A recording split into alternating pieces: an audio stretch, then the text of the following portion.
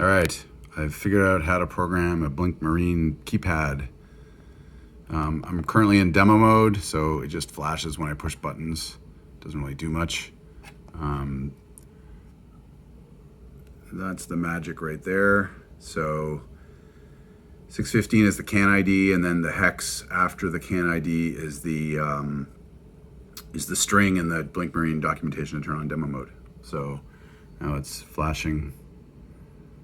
I'm making some good lights, and then if I change this line from 01 to 00 and I hit enter, demo mode should end.